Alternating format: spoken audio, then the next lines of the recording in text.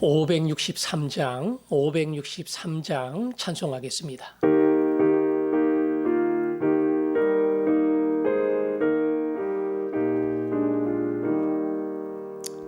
예수 사랑하심을 성경에서 배웠네. 우리들은 약하나 예수 권세 많도다. 날 사랑하심, 날 사랑하심, 날 사랑하심 성경에 쓰였네. 나를 사랑하시고 나의 죄를 다 씻어 하늘 문을 여시고 들어가게 하시네. 날 사랑하심, 날 사랑하심, 날 사랑하심 성경에 쓰였네. 내가 연약할수록 더욱 귀히 여기사 높은 보좌 위에서 낮은 나를 보시네. 날 사랑하심, 날 사랑하심, 날 사랑하심 성경에 쓰였네. 세상 사는 동안에 나와 함께 하시고 세상 떠나가는 날 천국 가게 하소서. 날 사랑하심, 날 사랑하심, 날 사랑하심 성경에 쓰였네.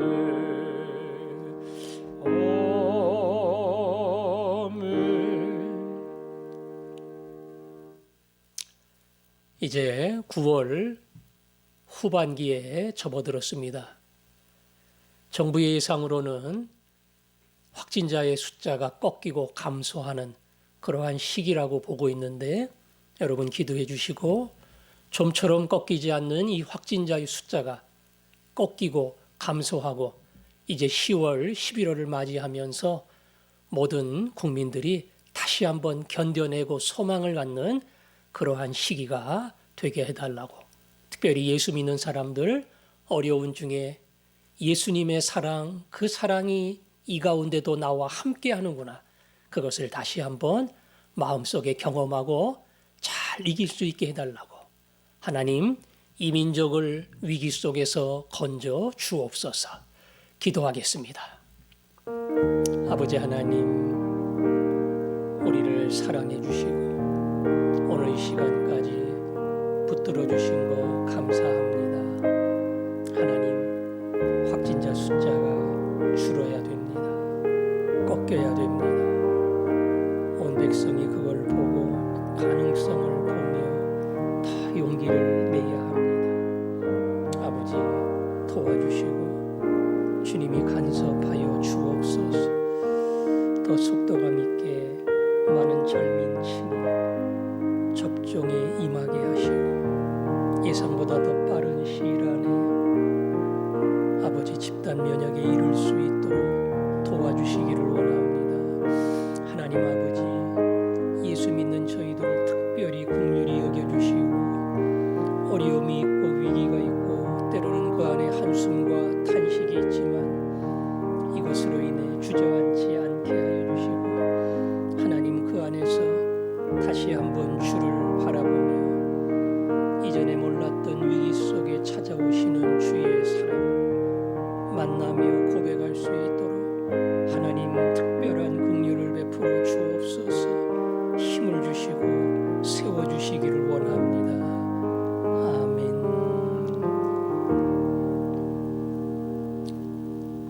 아버지 하나님, 코로나가 꺾이기를 원합니다.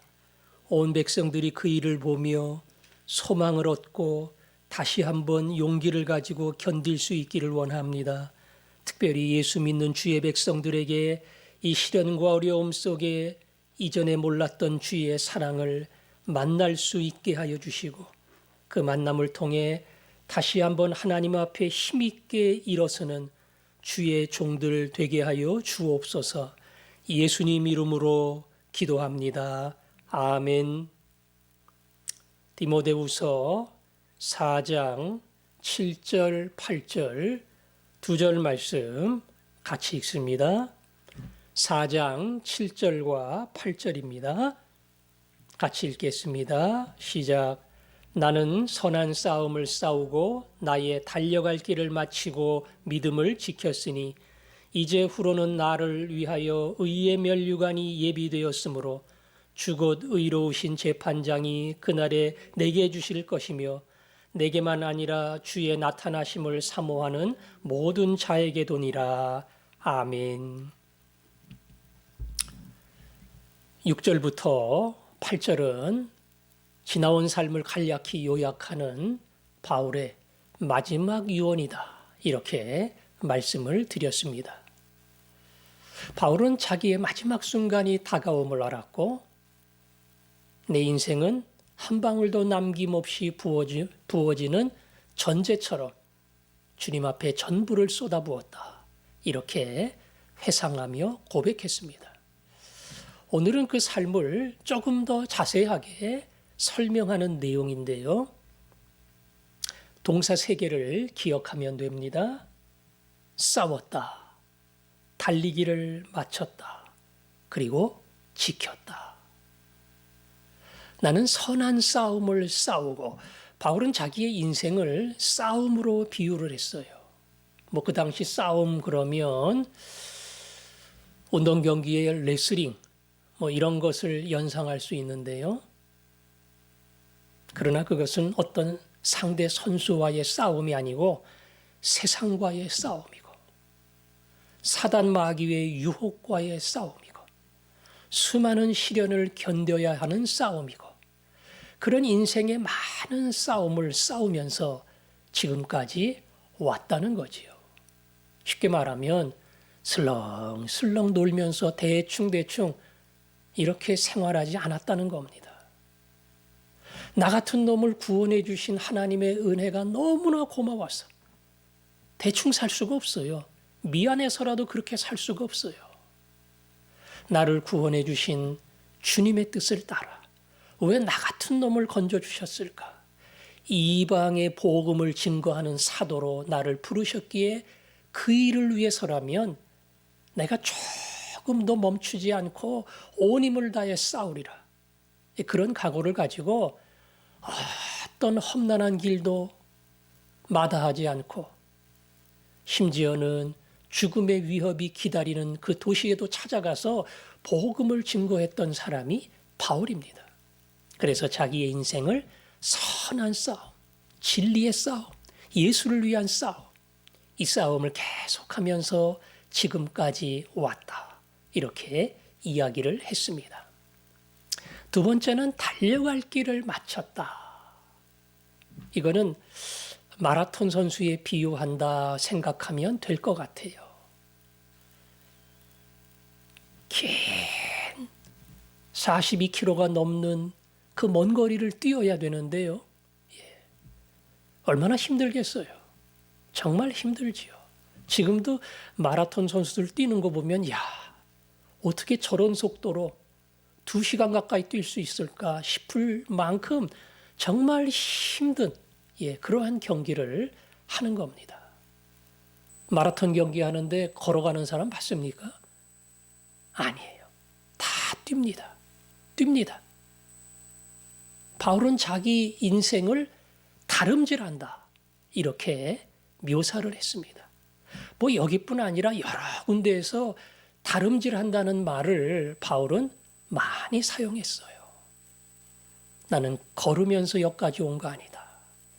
정말 쉼 없이 마라톤 선수처럼 열심히 달리며 지금까지 쭉 멈춤 없이 여기까지 왔다. 사도행전 20장인가요? 나의 달려갈 길과 주 예수께 받은 사명, 은혜의 복음을 증거하는 일을 마치려 하면은 나의 생명을 조금도 귀한 것으로 여기지 아니하노라.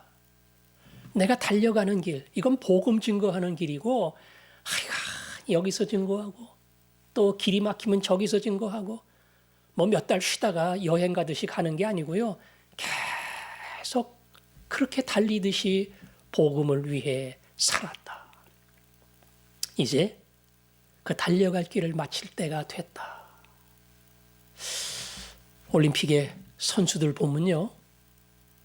그 마지막 금메달을 위해 얼마나 훈련을 많이 하는지 몰라요. 뭐 훈련 자체가 말 그대로 지옥이죠. 그리고 그 사람들이 제일 원하는 게 뭡니까? 시합에 나가서 금메달 따고 집에 가서 노는 겁니다. 어느 선수에게 물어봐도 다 그게 소원이에요. 이 최고의 자리에 올라간 다음에 이제 집에 가서 좀 쉬고 먹고 만나고. 바울은 어떤 의미에서 이 마지막 결승점을 앞두고 내가 막 피치를 올리면서 그 최후의 온 힘을 다해 달리고 그걸 딱 마치는 날 하나님의 집에서 내게 주시는 큰 위로와 기쁨이 있다. 그런 마음을 가지고 달렸다. 이렇게 이야기하는 겁니다. 그리고 세 번째 뭐라 그랬죠? 믿음을 지켰으니. 저는 이것도 같은 운동선수의 맥락에서 봅니다. 룰을 지켜야 돼요. 룰을 안 지키면 안 됩니다. 뭐 말 타고 오다가 뛰면 안 돼요. 자전거 타고 가다가 뛰면 안 돼요. 그 정해진 운동 경기의 룰을 따라 열심히 싸우며 달리며 여기까지 왔다는 겁니다.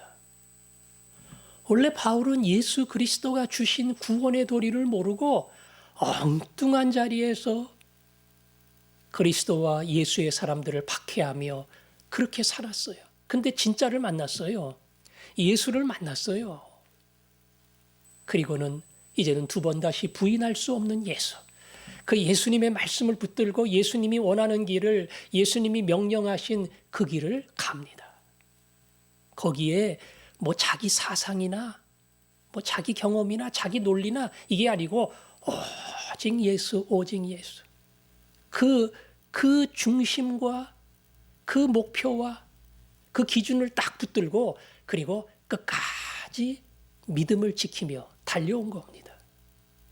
우리는 신약 성경을 보면서 초대교회 때부터 이단이 많이 있었다는 것을 여러 번 살펴봤습니다.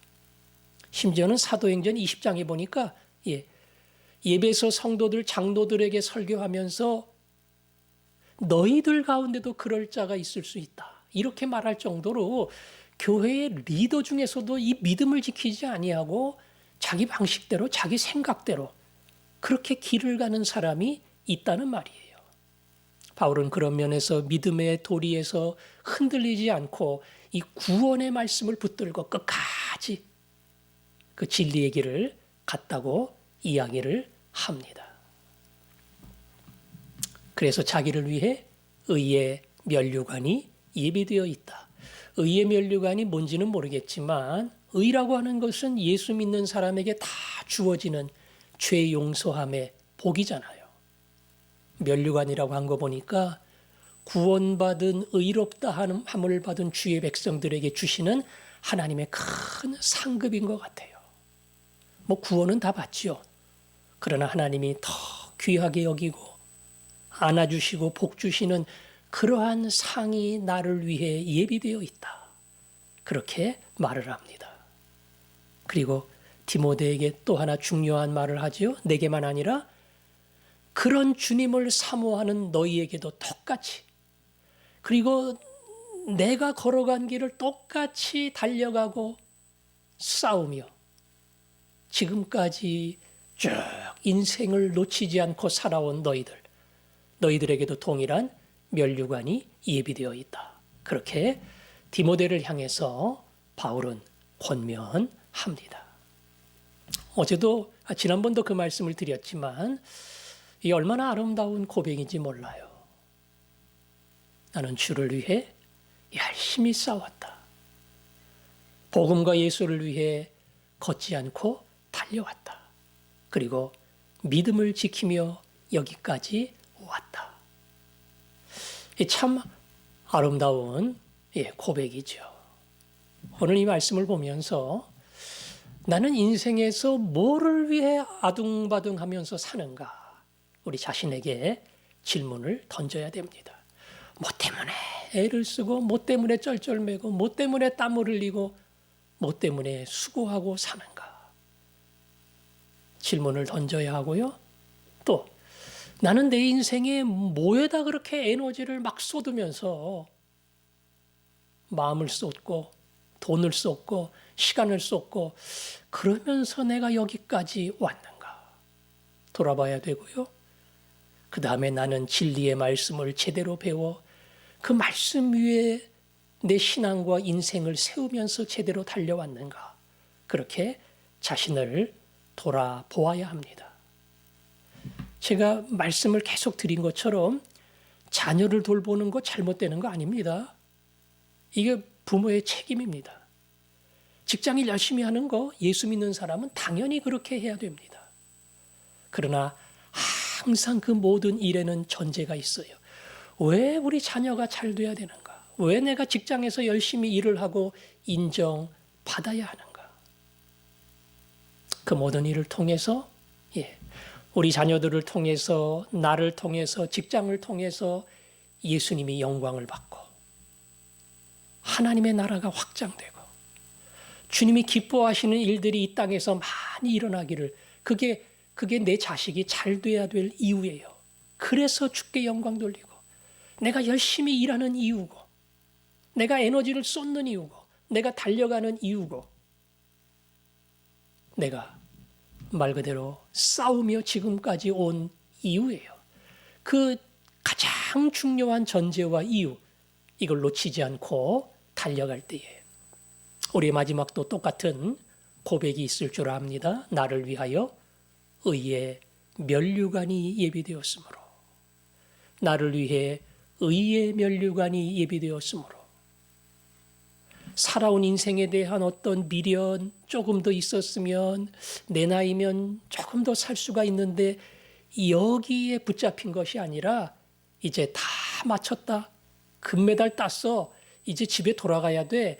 거기서 아버지의 위로를 받으며 어머니가 차려주신 밥을 먹으며 얼마나 좋을까 얼마나 행복할까 그 기대를 하면서 열심히 달려오고 마무리를 하는 사람.